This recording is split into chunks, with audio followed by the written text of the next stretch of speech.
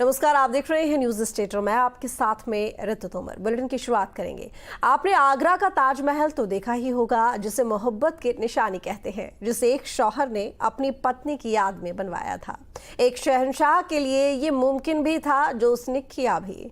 लेकिन क्या कोई पत्नी अपने शौहर के लिए ताज जैसी मीनार खड़ी कर सकती है, पति से किए गए वादे को पूरा करने के लिए, जबकि उसके पास शहंशाह जैसी दौलत ना हो? जी हाँ, ऐसा हुआ है। और उसी मोहब्बत के शहर में ऐसा हुआ है, जहां मोहब्बत की एक और कहानी कह रही है एक मीनार। देखिए खास पेशकश लाल ताज।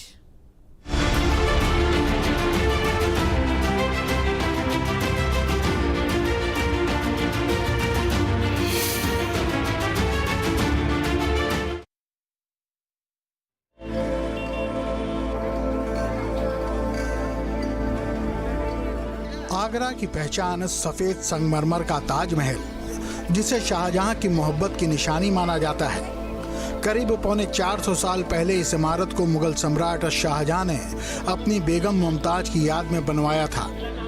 शाहजहां को अपनी मुमताज से कितनी मोहब्बत थी, ये तो हम नहीं कह सकते। शकील बदायूनी ने कहा भी है, एक शहंशाह ने बनवा के हंसी ताजमहल सारी दुनिया को मोहब्बत की निशानी दी है। इसके साए में सदा प्यार के चर्चे होंगे, खत्म जो हो न सकेगी वो कहानी दी है। शाहजहां की मोहब्बत की कहानी खत्म भी होती तो कैसे?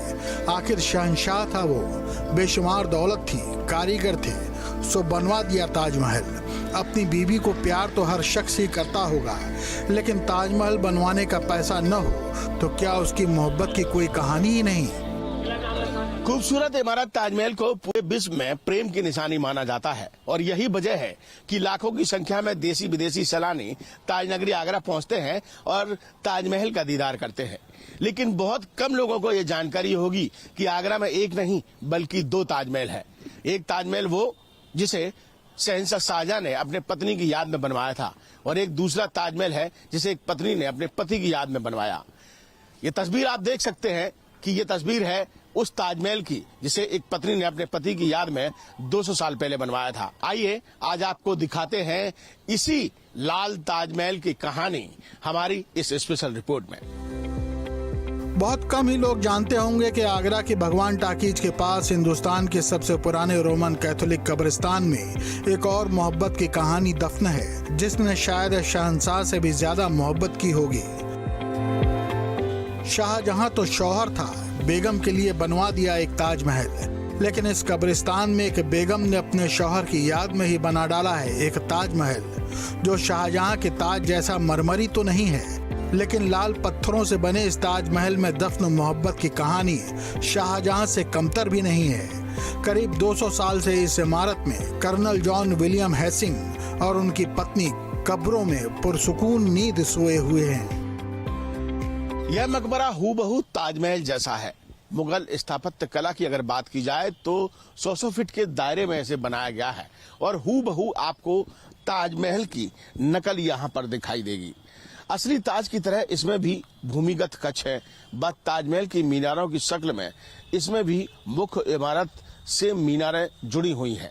यह मकबरा ताजमहल की तरह चारों ओर से सिमेट्रिकल है। इसके चारों ओर बड़े प्रवेश द्वार हैं। मुख्य गुम्मद एक ऊंचे बने चौकोर चबूतरे पर है और इसी गुम्मद के अंदर जॉन हिसिंग और उसकी पत्नी एलिस हिसिंग की कब्रें हैं, पर ये असली नहीं है। गुम्मद के दाएं और बाएं जाने के लिए ऊपर से सीढ़ियां हैं, वहीं से भूमिगत कक्ष की ओर जाने वाला रास्ता भी खुलता है और इसी भूमिगत कक्ष में हिसिंग दंपत्ति संगमरमर की कब्रों में दफन है। अगर ASI की बात माने तो यह आर्किटेक्चर का एक बेहतरीन उदाहरण है और युवाओं को इससे बहुत कुछ सीखने को मिलता है। लेकिन जो भी ताजमहल देखने के लिए आता है वो यहाँ नहीं पहुंच पाता, क्योंकि प्रचार प्रसार का बेहद अभाव है, या कह सकते हैं कि इसको इतनी तवज्जो नहीं दी गई ताकि यहाँ पर्यटक आ सके।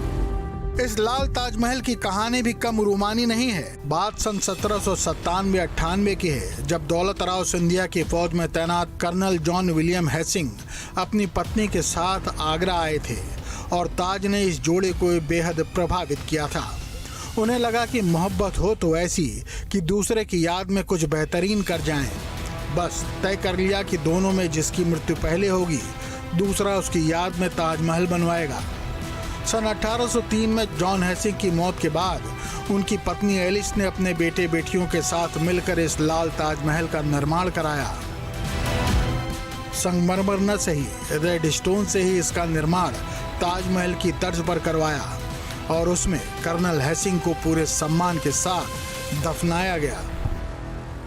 जॉन विलियम हेसिंग एक महत्वपूर्ण व्यक्ति था जिसको कि दौलत राव सिंधिया ने आगरे का किलेदार नियुक्त किया था सन 1799 में, और 1803 में मार्च 1803 में उसकी मृत्यु हो गई और सितंबर में उसके बाद 1803 में अंग्रेजों का आगरे में कब्जा हो गया।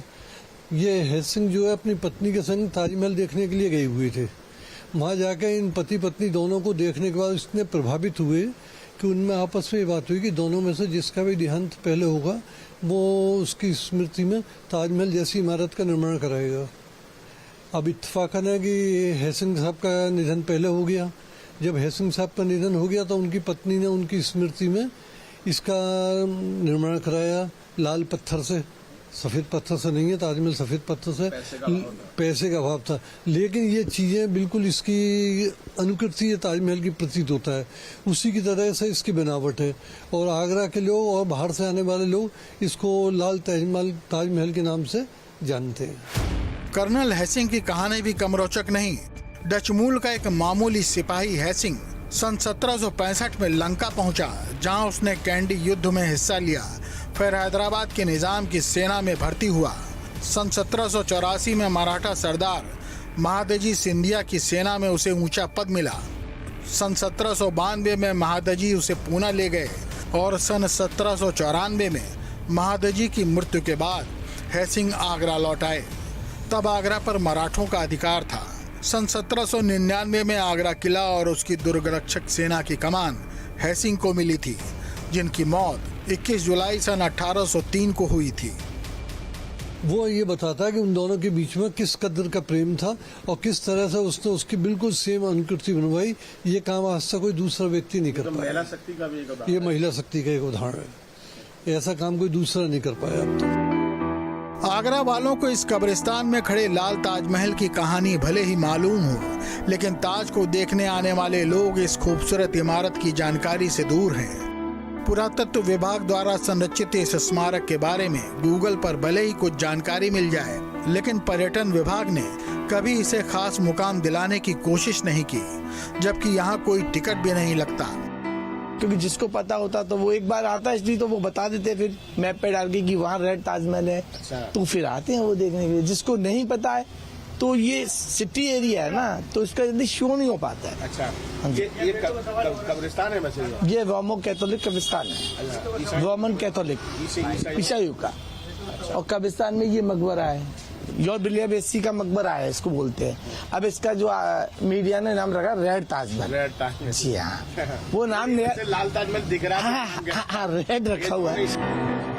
सफेद ताजमहल को देखने के लिए तो बाकायदा टिकट लगता है, लेकिन लाल ताज को देखने कोई भी जा सकता है। लेकिन इस इमारत को देखने दिन में 8 से 10 लोग ही आ पाते हैं। अगर इसकी देखरेख कायदे से की जाए तो यहाँ भी लोगों को हेसिंग की मोहब्बत की कहानी भा सकती है। अगर आपको लगता है कि अगर इसकी देखरेख हो तो थोड़ा और पर्यटक आएगा, क्यों नहीं, बिल्कुल आएगा। जब देखरेख होगी, सफाई होगी, जब तो आएगा आदमी। देखरेख हो, थोड़ा टूरिज्म बढ़ावा मिले, थोड़ा सा बिल्कुल बिल्कुल पता चले कि यहाँ बिल्कुल। सब है।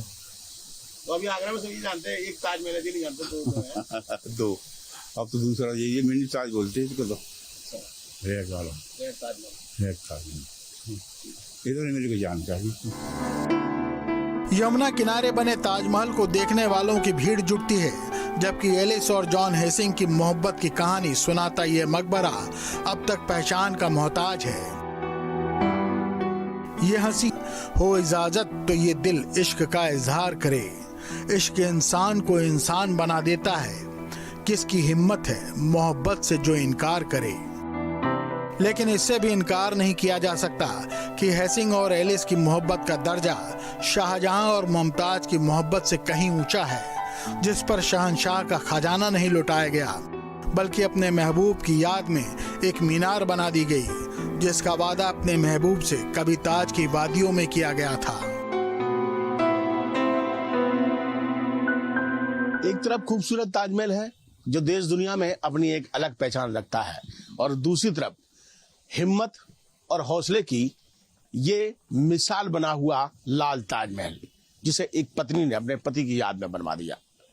लेकिन बड़े अफसोस की बात है कि उस ताजमहल को देखने के लिए लाखों हजारों की संख्या में लोग आगरा आते हैं, लेकिन इस ताजमहल को, जो लाल ताजमहल के नाम से जाना जाता है, जो एलिस की मोहब्बत और महिला शक्ति की एक अपने आप में मिसाल है, उसे देखने कोई नहीं पहुंचता।